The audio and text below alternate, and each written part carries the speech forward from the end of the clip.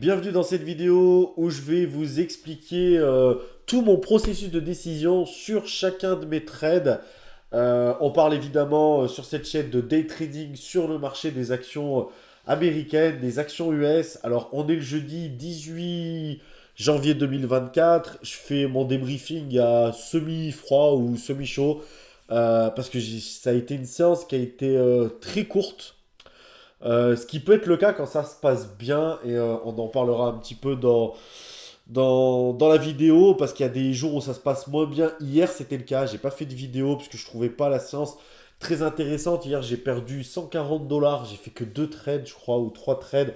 Ouais, enfin deux qui voient un sur Tesla. Où voilà, j'avais pas de grosses. Ça a pas. C'est pas parti dans le bon sens, on va dire, par rapport à mes prises de position. J'essaierai vraiment d'isoler une session perdante, mais en réalité, et c'est pas pour faire le mec arrogant, mais j'en ai eu.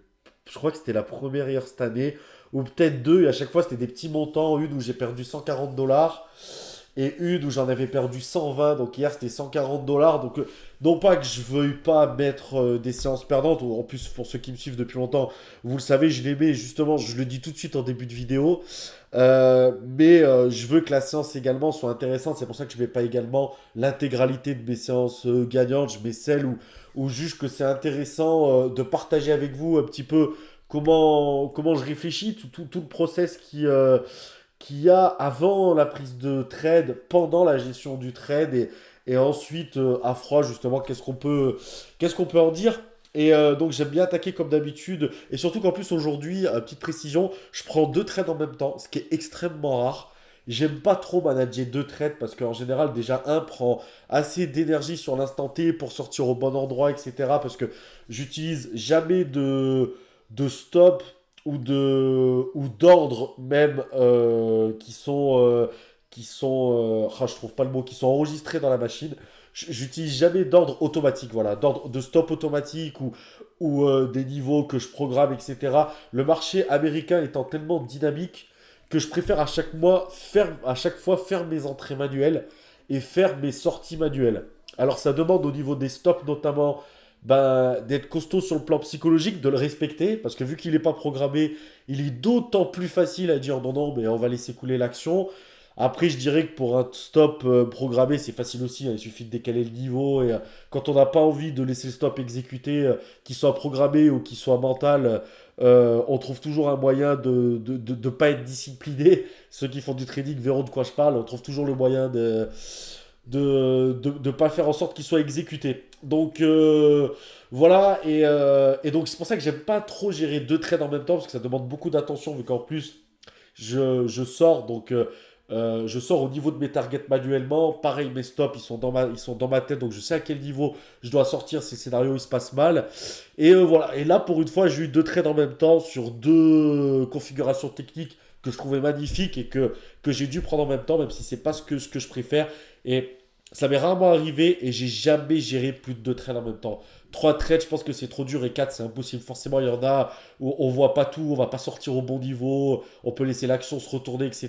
Donc voilà, petit point. Je prends un peu de temps là en intro parce que vous verrez, ça va être très rapide. Les deux trades ont été faits en même temps, ça s'est passé assez rapidement, donc voilà. Alors, le S&P 500, comme d'habitude, on a un marché hier qui est descendu, mais qui est bien remonté pour finir finalement en positif. Là, c'est plutôt l'inverse. Donc, j'ai l'impression que c'est un marché qui se cherche un peu. C'est un marché où on a ouvert au gap haussier. Donc, j'étais vraiment haussier en début de séance. On a ouvert au gap haussier, on est parti à la hausse, et finalement, là, on est en train de faire une séance rouge aujourd'hui, même si par rapport à la veille, on reste toujours en positif. Donc voilà, sur les S&P 500, et en minutes, ce qui est intéressant, c'est, hop, je dézoome un petit peu, c'est le début de séance. Voilà, on a un début de séance où je pensais qu'on allait partir à la hausse, et heureusement pour moi, mes actions ont suivi ce que je pensais. Finalement, on est descendu pour casser le plus haut une première fois, revenir, atteindre un nouveau plus haut ici autour de midi moins le quart, heure française. Et après, finalement, le marché qui se retourne, donc on est plutôt dans un range jamais évident de trader, et c'est pour ça qu'heureusement pour moi, ça s'est très bien passé dès le début. Donc je lance ça parce que vraiment les trades ont été faits dans les 10 premières minutes de l'ouverture. Et comme j'ai deux trades en même temps, je peux pas zoomer comme je le voudrais sur les graphiques. Vous voyez mes 4 graphiques. Et ce qui est intéressant, c'est qu'en ce moment, on a tout ce qui est dans les processeurs, notamment AMD, Nvidia, qui poussent très fort. On a des progressions qui sont assez incroyables sur ces géants en ce moment. J'avais DFS, une action financière, mais qui était assez moisie finalement. Et j'avais Facebook aussi, qui hier a craché dans un premier temps, avant de faire une remontada exceptionnelle et de finir en positif. Et c'est pour ça que j'étais plutôt haussier sur Meta également. D'ailleurs, premier trade sur Meta, donc sur Facebook, un trade exécuté. Donc j'achète 100 titres j'achète 50 titres pardon, dans un premier temps autour des 372,37 $. Si jamais elle repasse au-dessus des 372,50 $, pour moi, c'est une configuration que j'apprécie en gap and go. On a une action qui, dans un premier temps, retourne un petit peu, notamment sur cette bougie-là, vers son cours de clôture de la veille. Elle remonte et elle atteint au-dessus des 372,50 $. J'ai vraiment la conviction qu'elle peut. En tout cas, on est dans les 70% de chance, encore une fois. Ceux qui ont vu la vidéo précédente, on a vu que sur le début de séance, j'étais plutôt dans les 30% de chance ouais, dans les 30% de chance où ça passe pas. Là, on est dans les 70% de cas, pardon, pas de chance, de cas où ça passe. Et enfin, en tout cas, je le pense évidemment au début du trade. Et donc voilà, et je me dis même renforcer ma position au-dessus des 372,50 $ pour se retrouver avec 100 titres en position, avec un stop en dessous des 371,50 $. Et le but, c'est d'aller chercher, comme d'habitude, je suis en risque reward 1 pour 1, aller chercher les 373,50 $, voire un peu plus si affinité. Et je vous explique en même temps le trade sur AMD, parce que ça va être fait en même temps. Donc au moins, vous aurez l'explication. Un peu le même type de configuration, mais qui s'est décidé un peu plus longue, sur un peu plus long terme, on va dire, même si on est en minutes. Donc on a pareil, un gap haussier sur AMD de plus de 3%. L'action qui redescend dans un premier temps vers son clôture de la veille, et ensuite qui remonte, et j'aime vraiment beaucoup cette configuration de Gap and Go.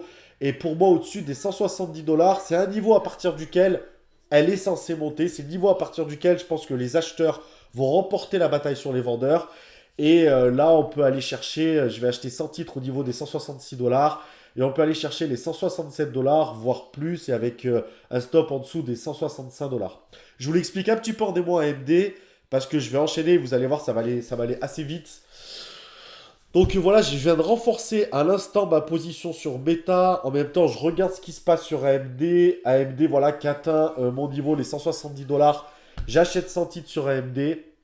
Et je suis dans l'attente sur Meta. Ce qui me plaît moyen, parce que vous le voyez, le marché part à la hausse, mais c'est pas franc jeu. Et ça tergiverse un petit peu. Et j'ai peur à ce moment-là de me faire plutôt sortir sur Meta en dessous des 371,50 $. Mais finalement, non. Et pareil sur AMD qui, vous voyez, revient un petit peu sur les 166 $ avant de partir. Donc voilà, j'ai clôturé ma position Meta où je fais un bon trade à 118 $ et j'ai clôturé quasi en même temps ou peu de temps après mon trade sur AMD où je fais 137 $. Donc très tôt dans la séance, dès le début, vous voyez, on est à moins de 10 bougies, on est à 11 minutes après l'ouverture, j'ai fait ma journée. C'est rare que ça se passe comme ça, donc c'est appréciable. Je suis à 255 $ de gain, soit 235 euros. Et vous le voyez sur le capital, on est à 0,5% de performance sur la journée, ce qui est très bien. Et quand j'ai atteint comme ça mon objectif idéal, entre guillemets, hein, c'est pas ma performance, parce qu'évidemment, ma performance, c'est un mélange de bonnes sessions et de mauvaises sessions. Donc, on fera un bilan fin janvier par rapport à ça. Mais voilà, donc très vite je décide d'arrêter, ça sert à rien d'aller essayer de chercher plus parce que si jamais j'y arrive pas sur le prochain trade, je vais m'en vouloir, je vais essayer de réatteindre le niveau de gain que j'ai eu en début de séance, etc. Et on peut rentrer, je me connais, dans un engrenage. Donc autant éviter les situations où on va devoir gérer émotionnellement. Là, on atteint le résultat et voilà, c'est assez dur. En plus, le marché, vous l'avez vu, est plutôt en range, n'est pas évident. Donc quand tout de suite comme ça, on fait sa journée, faut pas aller chercher plus loin, je crois. Quoi vouloir de plus, j'allais dire, faut pas chercher plus loin. Merci beaucoup de m'avoir suivi. Merci à tous ceux qui s'abonnent. Merci à tous ceux qui commentent. C'est super gentil. Et je vous dis à bientôt pour une nouvelle vidéo. Semaine prochaine, parce que demain, je ne traderai pas. Je pourrai pas. Et voilà, désolé, je suis un peu enrhumé. J'espère que la vidéo a été claire. Et voilà. Merci beaucoup. Passez une bonne fin de semaine, un bon week-end et à la semaine prochaine. Merci.